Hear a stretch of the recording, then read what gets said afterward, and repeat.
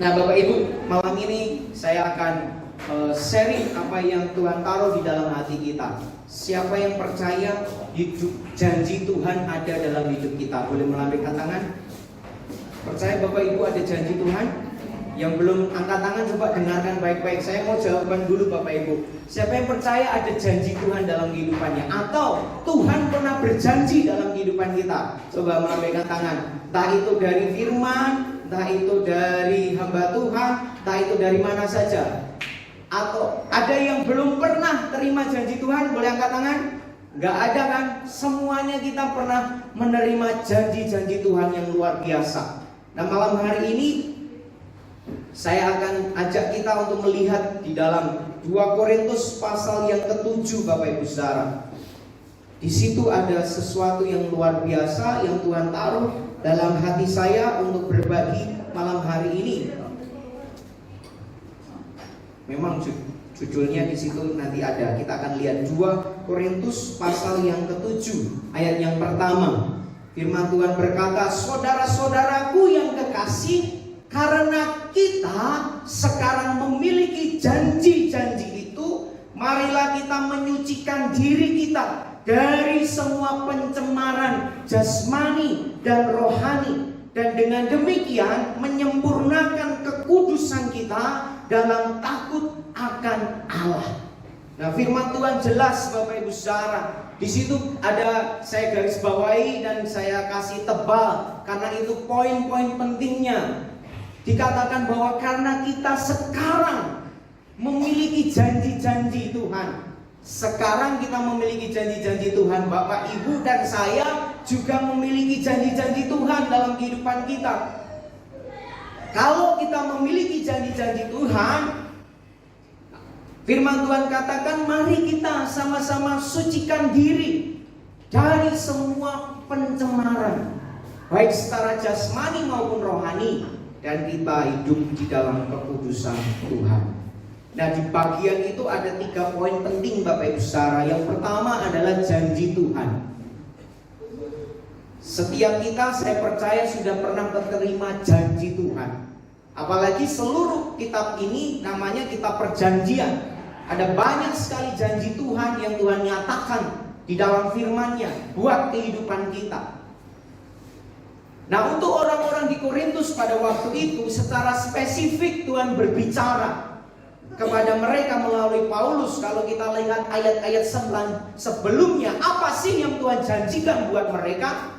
Tuhan itu berkata seperti ini Bapak Ibu Saudara, aku akan diam bersama-sama kamu, aku akan hidup di tengah-tengah kamu, aku akan menjadi Allahmu, kamu akan menjadi umat kepunyaanku sendiri. Aku akan menerima kamu, aku akan jadi bapakmu, kamu akan jadi anakku. Itu firman Tuhan, itu janji Tuhan. Dan itu sudah diucapkan di perjanjian lama, diulangi lagi. Ada 2 kali dikatakan. Artinya bahwa Tuhan sedang sangat serius buat setiap umatnya.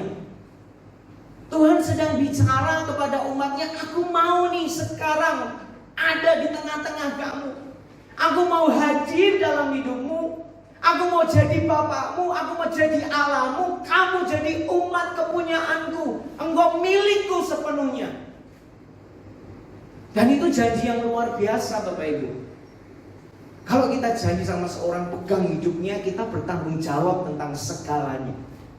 Betul? Kalau kita pegang orang itu dan kita berjanji, aku ini jadi bapakmu, aku yang akan menanggung segalanya, engkau milikku, aku yang bertanggung jawab. Apapun yang terjadi dalam hidupmu, aku yang bertanggung jawab. Kalau Tuhan yang tanggung jawab, wah, luar biasa Bapak Ibu. Apapun kondisi yang kita alami, kalau janji Tuhan ini janji dalam hidup kita, ajaib kan? Dia sedang sangat serius Tuhan. Saya melihat jemaat di Korintus ini diingatkan sama Tuhan. Ada janjiku dalam hidupmu, ada firmanku, aku mau tinggal dalam hidupmu, aku jadi Allahmu, aku jadi bapakmu, aku mau ada di tengah-tengahmu. Tetapi Bapak Ibu Saudara, di situ juga selain Tuhan mau ada di tengah-tengah, tapi ada juga bagian yang perlu dikerjakan, yaitu kau perlu menyucikan diri dari semua pencemaran jasmani dan rohani. Alkitab berkata ada pencemaran jasmani dan ada pencemaran rohani. Kenapa Tuhan berkata seperti itu? Karena dia nggak bisa bersatu dengan yang cemar. Satu sisi Tuhan mau berbuat sesuatu yang ajaib dalam kehidupan kita, tetapi satu sisi juga ada bagian yang perlu kita kerjakan, yaitu kita perlu menyucikan diri dari segala pencemaran jasmani dan rohani. Dan yang ketiga di situ dituliskan bahwa engkau menyempurnakan di dalam kekudusan dalam takut akan Tuhan. Jadi ada 3 bagian. Ada janji Tuhan, tapi ada juga penyucian dari segala pencemaran, baik secara jasmani dan rohani. Dan bagian yang ketiga adalah kekudusan Tuhan dinyatakan. Dan kita juga hidup dikuduskan, dilayakkan. Kalau terima janji enak kan Bapak Ibu Saudara, tapi ternyata di dalam janji itu ada juga bagian kita yang perlu kita kerjakan. Saya mau lihat kata kudus sebenarnya. Dalam perjanjian lama, kata kudus itu diterjemahkan dari akar kata Ibrani kados, yang berarti dipisahkan untuk keperluan khusus atau tujuan khusus yang berkaitan dengan rencana Tuhan. Jadi kalau kita bicara tentang kekudusan, sebetulnya kita ini sedang dipisahkan untuk keperluan khusus dan tujuan Tuhan. Bukankah umat pilihannya juga begitu dipisahkan? Bahkan Alkitab juga berkata hari-hari terakhir akan dipisahkan nih antara siapa yang domba dan kambing. Selalu ada pemisahan, bahkan ada lalang di tengah-tengah gandum. Dibiarkan sama Tuhan sampai akhirnya, karena kalau dipanen waktu itu akan hancur segalanya. Jadi jangan anti dengan pemisahan Tuhan. Karena itu kata kudus. Kalau Tuhan sedang serius dalam hidup kita, kita juga nggak bisa main-main lagi. Ingat cerita tentang Ananias dan Safira, satu kesalahan mati di hadapan Tuhan. Saya nggak menakut-nakuti, wah Tuhan kita kok Tuhan kejam ya, Tuhan kita kok langsung mematikan ya, enggak. Tapi bagi Tuhan di tingkat tertentu itu seperti itu. Ada ceritanya di Alkitab ketika Roh Kudus bekerja dengan begitu dahsyat, bahkan satu kebohongan pun tidak boleh. Karena kenapa? Tuhan serius dalam kehidupan kita. Dia nggak main-main. Dia sedang tidak main-main lagi, dan bukan saatnya seperti itu lagi. Karena kita dibawa masuk dalam hal yang akan lebih dalam untuk mempersiapkan kita mampu masuk di dalam level selanjutnya. Dan itu kata kados. Kekudusan itu seperti itu, dipisahkan benar-benar untuk satu tujuan yang khusus, seperti yang Tuhan mau. Harganya memang yang namanya dipisahkan, dipilih-pilih. Yang namanya ibu-ibu aja kalau belanja di pasar dia pilih, nggak mau kan yang sembarangan, betul. Ada yang mau beli cabai busuk, dipilihin mana yang bagus, mana yang enggak. Kenapa? Karena dia mau kualitas yang terbaik keluar. Dia mau menikmati yang terbaik. Sama dengan kita kan mau yang terbaik kan, tapi kita juga harus berikan sesuatu. Nah dalam Imamat 20 ayat 26 saya bacakan aja. Imamat 20 ayat yang ke-26 dikatakan bahwa kuduslah kamu bagiku, sebab aku ini Tuhan kudus, dan aku telah memisahkan kamu dari bangsa-bangsa lain supaya kamu menjadi milikku. Tuhan sendiri yang sudah pisahkan untuk jadi milik kepunyaannya. Udah gak sama lagi. Bahkan Roma berkata jangan lagi kamu serupa dengan dunia. Kenapa? Karena memang sudah dipisahkan, dikhususkan buat Tuhan.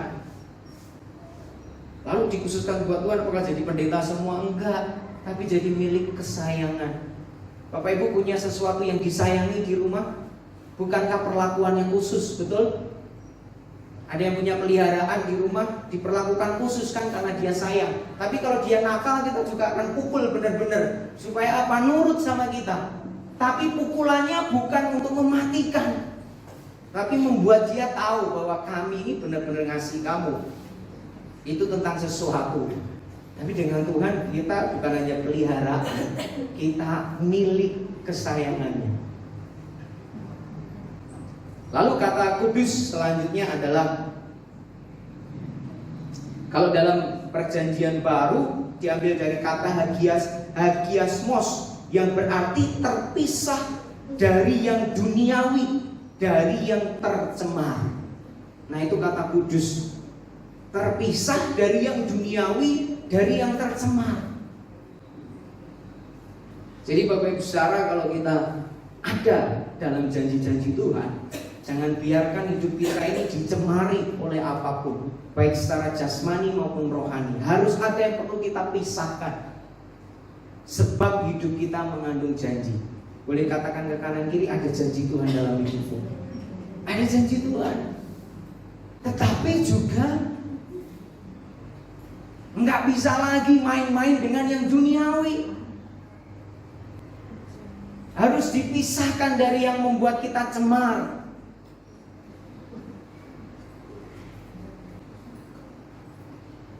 Kalau sesuatu tercemar, misalkan ya sumber mata air kita tercemar, sumur kita tercemar, Bapak Ibu gimana?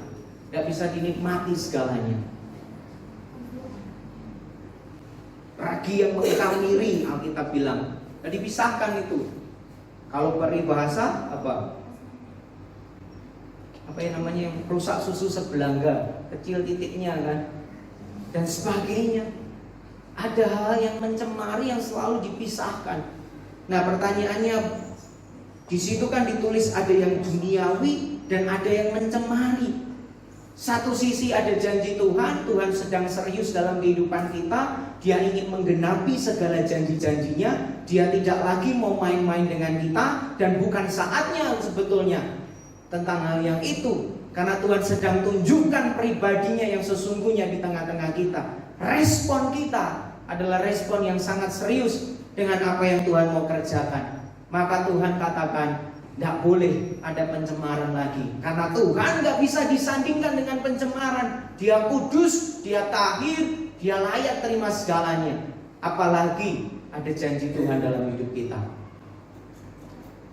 Kalau kita tadi membaca di 2 Korintus, sebetulnya ayat itu tidak berdiri sendiri.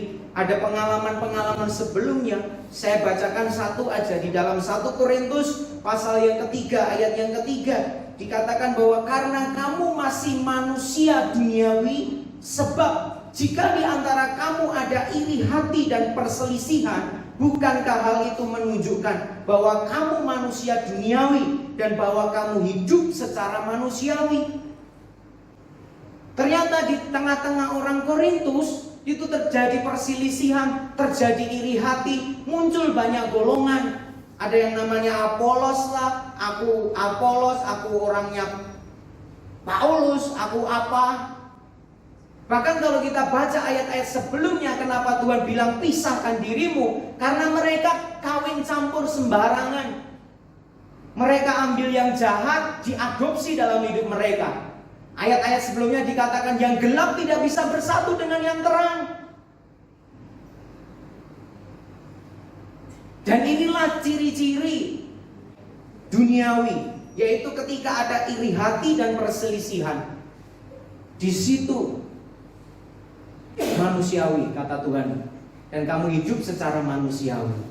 Padahal kalau kita mau lihat apa yang Tuhan mau kerjakan dengan semua yang Dia mau dengan begitu ajaib, manusia daging kita kan lama-lama harus dikikis kan, dan mulai muncul manusia roh. Paulus berkata, batiniah manusia jasmaniku makin merosot, tapi manusia batiniahku makin kuat. Dia ingatkan betul-betul buat jemaat di Korintus pada waktu itu. Kalau di tengah-tengahmu ada iri hati dan perselisihan, itu artinya engkau masih hidup secara duniawi. Dan sebetulnya Tuhan tidak mau ada di situ. Kenapa? Sebab janjinya sedang akan digenapi. Bukan lagi kita yang tunggu Tuhan, bekerjalah. Giliran Tuhan yang bicara, aku tungguin kamu sampai kamu siap dengan semua hal yang kau kerjakan. Ayo pisahkan dirimu dengan hal yang mengotori, yang mencemari jasmani dan rohmu. Sebab ini bukan saatnya lagi untuk berjalan dengan hal yang biasa. Sebab aku serius, aku kudus, dan aku mau lakukan sesuatu yang besar. Siapkah engkau? Kenapa ayat ini muncul? Saya juga nggak tahu Bapak Ibu Saudara, tapi saya percaya Tuhan itu baik. Amin. Tuhan itu baik, betul? Dan Tuhan tidak izinkan kita hidup di area yang sama selama-lamanya. Dia mau bawa kita naik dan janjinya akan digenapi. Tapi ketika ada janji, di situ juga ada harus pemisahan dan ada pengudusan. Mari kita sama-sama koreksi hidup kita. Hal apa yang mencemari hati kita, yang mencemari roh kita, yang membuat kita nggak bisa menggapai janji-janji Tuhan, yang membuat kita nggak bisa dekat sama Tuhan. Ketika terjadi sesuatu selalu ada benturan yang sama dengan hal yang seperti itu. Apa Tuhan? Koreksi hidupku, benahi. Aku mau keluar jadi pemenang. Sebab aku tahu Engkau mau ada di tengah-tengah hidupku, keluargaku. Karena Alkitab juga berkata, nggak baik berikan mutiara sama babi katanya. Kenapa? Habis itu dibuang lagi ke comberan. Sesuatu yang bernilai berharga gak mungkin sembarangan diserahkan ke orang yang sembarangan, yang seenaknya aja memperlakukan. Dan dia sedang serius dengan setiap kehidupan kita, karena dia mau melakukan hal-hal yang ajaib. Amin. Karena Tuhan begitu. Karena dia yang kasih, barang siapa ku kasih, ku tegur, ku hajar, kata Tuhan. Bahkan Alkitab mengajari kita, orang tua, selama masih ada rotan bisa dikebuk, pukul aja sekali, tapi jangan biarkan dia sampai mati. Kenapa? Karena kasihnya begitu ajaib. Paulus ingatkan kepada orang-orang di Korintus, kalau itu ada di tengah-tengahmu, engkau masih manusia duniawi yang gak bisa dibawa masuk ke hal-hal rohani yang di luar nalar segalanya. Bersihkan dirimu, sucikan. 2 hari kita mendengar kesaksian orang, saya pun bergetar hati. Tuhan, aku juga gak mau ngomong tentang Tuhan, gak ngalami Tuhan. Aku bukan sales Tuhan, aku juga bukan calo. Ayo masuk ke surga. Aku sendiri nggak masuk, gimana? Bahaya Tuhan. Dan dia kasih ayat ini. Ayo serius. Saya juga perlu bersihkan diri Bapak Ibu. Saya nggak tahu apa yang mengotori hati saya, mengotori hidup saya yang Tuhan nggak mau. Jangan-jangan kesombongan, jangan-jangan keminderan saya, jangan-jangan pola pikir manusia saya, nggak tahu. Tapi yang jelas ada janji Tuhan yang akan digenapi. Kapan itu terjadi? Saatnya engkau dengan Tuhan siap atau enggak. Kuduskan, pisahkan yuk. Segala yang mencemar-cemar itu bukan saatnya lagi. Tapi itu harus dipisahkan. Karena pertanyaannya gimana caranya? Kan seperti itu. Saya juga tanya gimana caranya Tuhan? Hal apa yang harus kulakukan? Boleh tolong di next. Amsal 4 ayat 23. Mari Bapak Ibu, saya ajak kita baca ayat ini bersama-sama. Next, Amsal 4 ayat 23. Ayat sebelumnya. Ya, ayat sebelumnya. Amsal 4 tadi ku tahu. Mari kita baca bersama-sama Amsal 4 ayat 23. 2-3. Jagalah hatimu dengan segala kewaspadaan, karena dari situlah terpancar kehidupan. Jadi gimana Tuhan caranya supaya aku gak terjebak dalam segala pencemaran yang membuat janjimu itu lama sekali terjadi dalam hidupku? Kok gak ada yang bum gitu istilahnya? Harus pintar jaga hati kan? Ini impresi saya sendiri ya Bapak Ibu Saudara. Engkau bisa pintar WL, bisa pintar nyanyi, bisa pintar khotbah, mau cari khotbah dari mana, gabungin pun bisa, orang nggak tahu kan. Tapi belum tentu mau pintar jaga hati. Oh iya juga. Bahkan selesai semua acara yang menakjubkan bersama dengan Tuhan, masih ada ria-ria pasti di dalam setiap acara. Gimana sekarang respon hatimu? Dari situ ketahuan apakah saya sudah dewasa atau belum. Dari situ ketahuan apakah engkau sudah bisa dibawa naik dengan segalanya. Baru dengan skala seperti ini, gimana respon hatimu dengan menghadapi segalanya? Bagaimana kita mau ngomong yang wow, yang wow, luar biasa. Tetapi Tuhan baik, step by step Dia akan tuntun. Hati kita ini perlu kita jaga. Kita harus pandai, bukan hanya sekedar dalam hal pekerjaan, mencari uang, keluarga, tapi juga pandai jaga hati kita masing-masing. Sebab setiap hari kita nggak tahu apa yang terjadi, apa yang datang dalam hidup kita. Hati kita itu perlu dijaga. Memang ada bahaya, boleh di next ya. Memangnya ada bahaya apa yang bakalan kita hadapi sampai firman Tuhan kok memerintahkan kita untuk jaga hati. Kalau Dia perintahkan jagalah hatimu, berarti kan itu penting. Ada sebuah bahaya kalau nggak dijaga. Ternyata hati itu ada sumber dari segala keinginan dan keputusan. Boleh di next nggak? Di dalam Alkitab terjemahan lain, dalam Amsal tadi dikatakan bahwa resources of life, sumber hidup kita itu ada di hati kita. Makanya kalau sesuatu sumbernya tercemar, yang keluar juga tercemar. Misalkan mata air aja tercemar, Anda ambil airnya, nggak mungkin rasanya seperti ini. Saya sambil minum Bapak Ibu ya. Nggak mungkin, betul nggak? Jangankan ini, saya pernah minum air kok rasanya kurang enak. Kenapa? Karena naruhnya salah, ditaruh di dekat barang yang berbau tajam. Itu aja udah bisa mencemari sekelilingnya loh. Bapak Ibu pernah minum nggak sesuatu yang itu? Saya pernah. Jadi di hati kita ini sumber keinginan dan keputusan. Kalau hatinya sedang tidak baik-baik saja, pasti keinginan dan keputusan yang diambil itu sedang tidak baik-baik saja. Saudara pernah dengar kisah tentang Elia yang mengalahkan berapa ratus nabi-nabi, betul? Menang kan, hebat. Tapi setelah itu dia dengar Isabel mau bunuh. Apa yang terjadi? Dia lari, lalu dia ngomong gini, udah Tuhan, lebih baik aku mati saja. Kemudian bisa membayangkan, setelah melawan 400 nabi dengan gagah perkasa, seluruh bangsa bersorak-sorai, dengar satu kata perempuan Isabel, dan dia goyang, hatinya jadi nggak bisa dia jagai. Langsung dia bilang, aku mati sajalah Tuhan.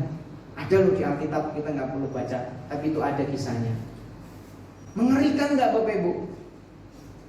Misalkan pemain siapa yang menang badminton juara dunia sekarang, habis juara dunia pulang ke Indonesia, wah hebat. Misalkan Grace Poli ya, Gracia Poli ya, sekolah apanya, yang punya emas Olimpiade, seluruh bangsa mengelulukan dia menang. Tapi tiba-tiba pulang ke Indonesia 2 hari kita dengar kabar dia mati gantung diri. Semoga tidak terjadi ya, tidak ingin anestesianya. Apa yang ada dalam pikiran kita? Di mana gagah perkasanya dia? Kalau kita baca tentang Elia sama, di mana kekuatanmu waktu kau lawan 400 itu, begitu hebatnya engkau. Tidak berlanjut amal kok engkau mau mati. Apa yang salah? Dia nggak jagai hatinya dengan benar. Maka itu bahaya sekali. Disitulah sumber keinginan dan keputusan. Masa ya pahlawan mau ingin mati? Masa ya dia mau memutuskan sesuatu? Maka kita perlu pandai untuk jaga hati. Boleh tepuk kanan kiri, yuk jaga hati yuk. Kanan kiri Bapak Ibu sebelahnya, yuk jaga hati yuk. Ya yuk jaga hati yuk. Gak peduli kita kekuatan kita powerful seperti apa. Mungkin kita dilawat Tuhan begitu dahsyat dan kita bisa berapi-api. Saya ini bisa berapi-api di sini. Nanti setelah khotbah nggak jaga hati, dengar seseorang ngomong apa, bisa gimana? Responnya tidak benar. Kita semua harus bisa jaga hati. Sebab hati itu seperti ini Bapak Ibu. Matius 15 ayat 18 sampai dengan 19. Apa yang keluar dari mulut berasal dari hati. Dari hati timbul segala pikiran jahat, pembunuhan, perzinahan, percabulan, pencurian, sumpah palsu, dan hujat. Semuanya itu timbulnya dari hati. Bahkan yang keluar dari mulut itu timbul dari hati. Jadi Bapak Ibu kalau mau tahu hati seseorang, dengarkan aja kata-katanya, apa yang muncul dari perkataannya. Itu refleksi dari hatinya. Kecuali dia tahan-tahan dan jagain, ya jaga image, aku gak mau ngomong apa. Tapi suatu kali pasti akan keceplosan dan tahu itu kondisi hatinya. Dan semua yang namanya pembunuhan, perzinahan, pikiran jahat, percabulan, pencurian, sumpah palsu, hujat, itu semuanya pencemaran di hadapan Tuhan. Dan kita perlu jaga hati kita betul-betul. Ini hal yang jasmani dan rohani. Bahkan dalam Matius 12, Lukas 6 juga dikatakan, karena yang diucapkan mulut meluap dari hati. Bapak Ibu dan saya nggak bisa kita holy, kita nyanyi tadi hadirat Tuhan luar biasa, aku percaya atau apa, sampai pulang ke rumah jasar, Alkitab ngomong dari mulut yang sama nggak bisa keluar berkat dan kutuk. Di gereja kita holy-holy, keluar dan segala macam, di rumah dimanapun ya holy-holy. Tapi perkataan kita akan merefleksikan hati kita. Maka itu mari kita sama-sama cek hati kita Bapak Ibu. Untuk apa? Supaya Tuhan memang benar-benar serius dalam kehidupan kita. Tadi dikatakan di Amsal 4 ayat 23, jagalah hatimu dengan segala kewaspadaan. Di situ terpancar kehidupan. Next, kewaspadaan itu apa sih? Kewaspadaan itu ternyata sikap siap siaga dalam menghadapi segala bahaya dan ancaman yang datang tak terduga waktu dan tempatnya. Itu kewaspadaan.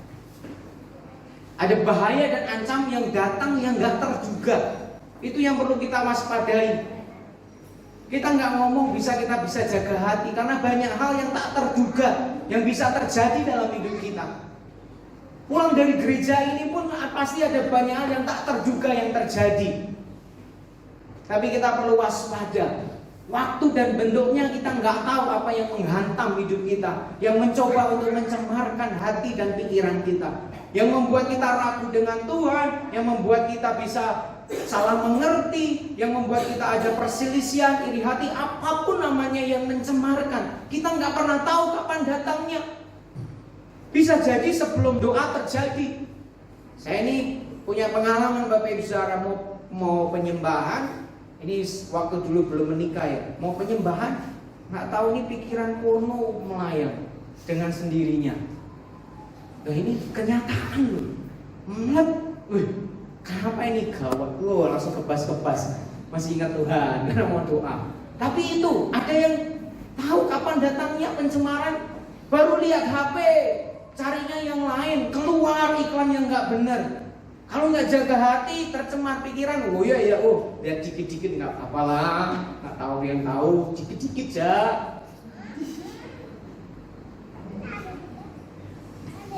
Tapi di titik tertentu, itu udah bagian dari pencemaran.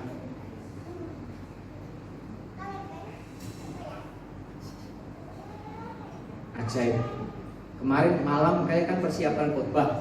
Persiapan khotbah kan biasanya pakai HP juga Bapak Ibu. Jadi ya buka HP. Ada notif di Facebook ya saya buka. Lalu ada muncul film. Ini filmnya bukan bercerita tentang yang lain. Filmnya itu tentang dia malaikat lucu. Jadi visualnya namanya Angel.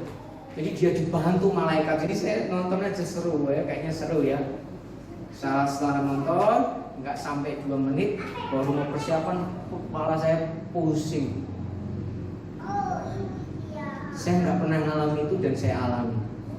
Dan saya tahu saya sedang didistract, sedang dikacaukan pikirannya, sedang dicoba. Walaupun isinya malaikat loh, tapi itu mengacaukan. Saya jadi berpaling kepada itu, nggak pada firman. Hal yang sederhana loh. Sampai di titik itu sekarang pusing.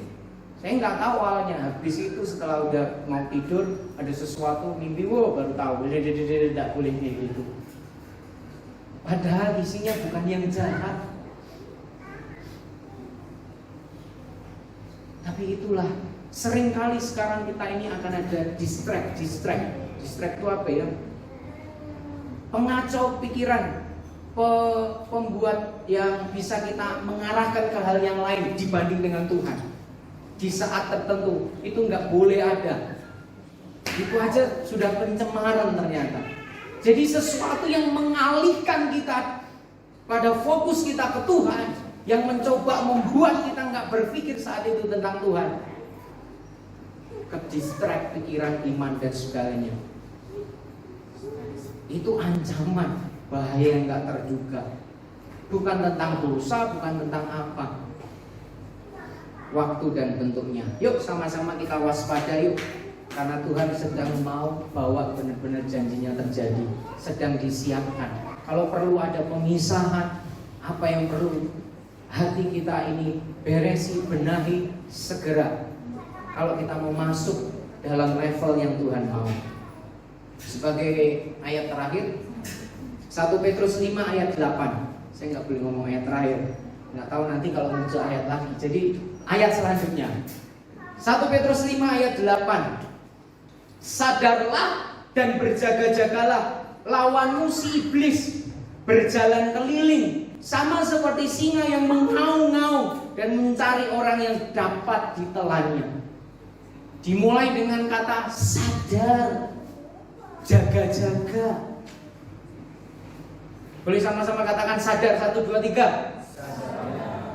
Sekali lagi 1, 2, 3. Sadar. Yuk kita sadar, kita jaga-jaga.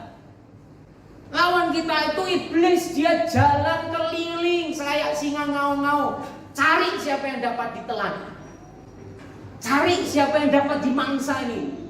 Dengan segala caranya dia, makanya dia jalan keliling-keliling, cari kapan celahnya muncul, cari kapan engkau mulai lemah, bisa disusupi dengan pikiran di hati.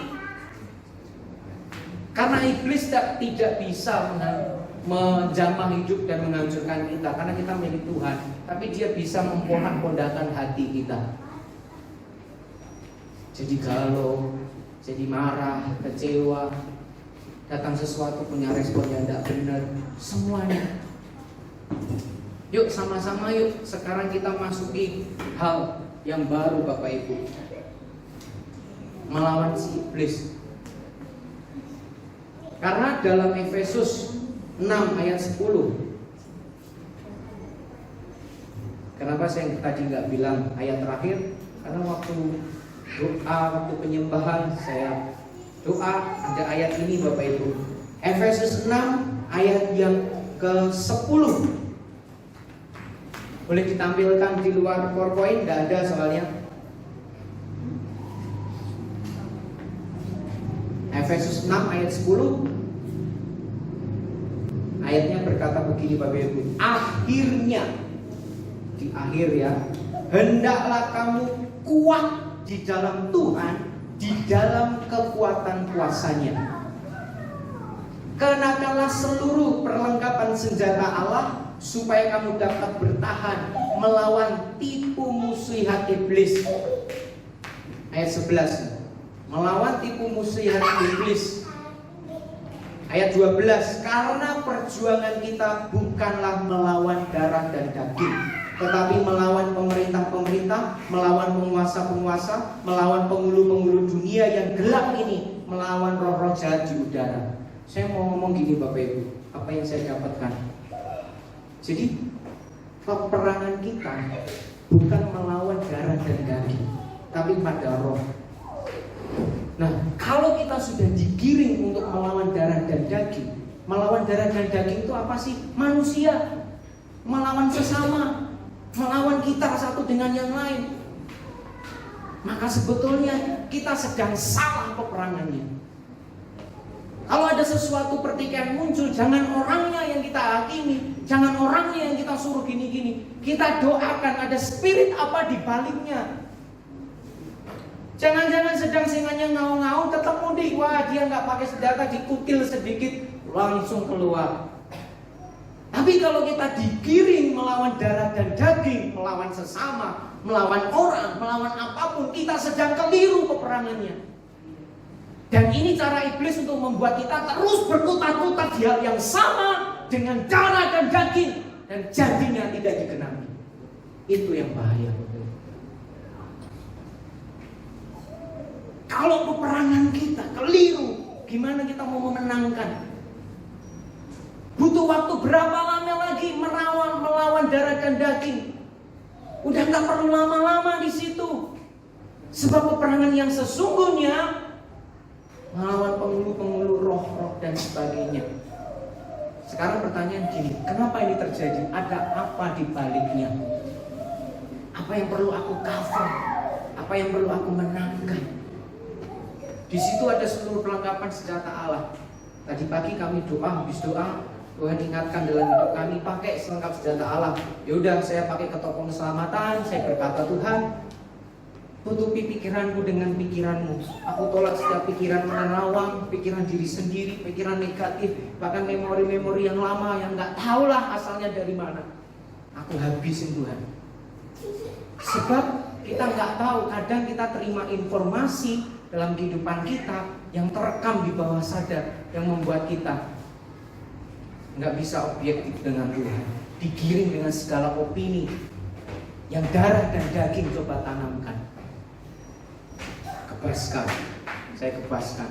Saya pakai baju sirah keadilan, kan ada perlengkapan senjata Allah. Menutupi hatiku Tuhan, apapun yang terjadi aku punya respon hati yang benar di hadapan-Mu. Tidak ada kemarahan, tidak ada benci, tidak ada dendam, tidak ada apapun yang aku dengar, apapun yang nampak di depan mata yang nggak nampak, Tuhan jaga. Aku yang harus jaga. Bapak Ibu, Alkitab tadi ngomong bukan Tuhan yang jaga loh. Dia bilang jagalah hatimu, kita yang jaga. Tapi kan kita punya senjatanya. Saya bilang, Tuhan, pakai baju sirah. Aku mau hatiku benar. Apapun yang terjadi, minimal responku benar Tuhan. Aku pakai ikat pinggang kebenaran Tuhan yang mengikat hidupku. Nggak ada lagi kebenaran manusia, kebenaran diri sendiri. Semua kesombonganku, kedaginganku Tuhan hancurkan, habiskan. Pakai maksud rela memberitakan di Damai Sejahtera. Roh rela, tidak ada sungut-sungut, tidak ada gerutu. Pokoknya aku kerja buat Tuhan, rela. Apapun yang aku kerjakan rela. Mau gimana pokoknya rela. Langsung pakai perisai iman, mengatakan iman kita apa? Pedang roh, yaitu firman Allah. Dan dia penuhi kita dengan keajaiban. Amin Bapak Ibu. Jadi apa yang harus kita lakukan? Kita memenangkan peperangan kita masing-masing. Satu hal yang saya tangkap Bapak Ibu, Tuhan sedang serius. Dia sedang serius. Dia nggak main-main lagi. Konsekuensinya kita juga nggak boleh main-main lagi. Segala bentuk pencemaran jasmani rohani udah harus kita bebaskan dan selesaikan di hadapan Tuhan. Kata kudus, pisahkan. Udah pisahkan aja. Ini sudah nggak boleh yang pisahkan. Bereskan Tuhan. Kalau nggak sanggup minta kekuatan. Dan kita perlu jaga hati kita setiap saat dalam peperangan ini. Dan jangan mau kita sekarang digiring melawan darah dan daging terus. Tapi kita harus melawan hal-hal yang lain untuk mencapai yang Tuhan mau. Amin.